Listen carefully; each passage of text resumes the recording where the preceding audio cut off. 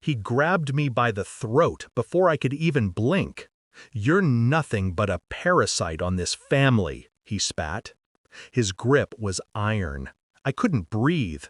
The heat of the barbecue sun mingled with the sting in my eyes. Everyone, my wife, her cousins, her father, stood frozen, staring. No one moved. Their silence was a witness to my humiliation. I could feel the world narrowing, every sound muffled except the roar of blood in my ears. And yet, a small corner of my mind stayed icy, calculating, watching. I swallowed the rising panic, the instinct to retaliate. I had to survive this. I had to make him pay. Not now, not loudly. There was a plan already taking shape behind my calm eyes. I sensed it before he did, a presence at the edge of the crowd, a hand on his shoulder. 8 words. 8 simple words. And suddenly, he let go. I didn't move, didn't breathe too quickly. I watched him stagger backward, confusion bleeding across his face. The crowd exhaled collectively. Relief or disbelief? I only smiled inside. It hadn't started here. Not exactly. I had felt it long before, the subtle erosion of trust. Whispered calls, smiles exchanged across the room. Phone screens turned downward when I approached. My wife's brother was always helpful, always concerned in a way that set my teeth on edge. But the lie, my life inside it, remained invisible until that day. That day when I discovered messages. Innocent enough at first glance, but the repetition, the coded language, the hidden timestamps, they all pointed to betrayal. I didn't scream. I didn't lash out. My mind cataloged. I memorized phrases, patterns, routines. I noted what she didn't say. I noted what he didn't know I saw. The anger stayed buried, wrapped tight around a core of icy calculation. This wasn't about venting.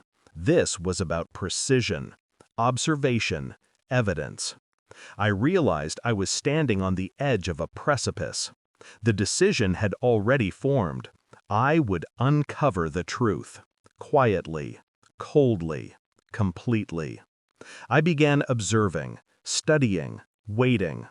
The DNA test sat discreetly in my desk drawer. I didn't rush, I didn't hint. I watched the way he laughed, the way he approached her, the way he assumed power. Every movement became data, every word a clue. I traced phone records, noting times and durations. Patterns emerged like shadows on the wall, simple enough to dismiss for the casual observer, but precise to me. I photographed receipts, noted rides, documented the minutia of betrayal. All the while, I smiled, outwardly calm, barbecues, casual conversations, nods and smiles. Inside, a storm churned. Every moment added weight to my plan. He could not see it. My wife could not see it. Even the world itself did not yet understand the architecture of what I was constructing. Each step felt deliberate, cinematic. Each pause a rehearsal. My hands never trembled. My heart never betrayed the truth it contained. The report arrived on Thursday. Clean, undeniable. I held the evidence lightly. The pattern, the proof, everything aligned perfectly. Betrayal crystallized into reality. The cold fact of it. I walked into the room where he lingered, overconfident as always. "I see," I said, voice flat, almost amused. I slid the envelope across the table. His eyes flicked. Recognition, confusion, panic. "I suppose you thought I wouldn't know," I added. No fight, no yelling, just the weight of inevitable truth pressing down on him. He stumbled through excuses. I listened like a historian, taking note, storing his panic for later reference. The cool detachment in my voice made the room shrink. made his guilt palpable.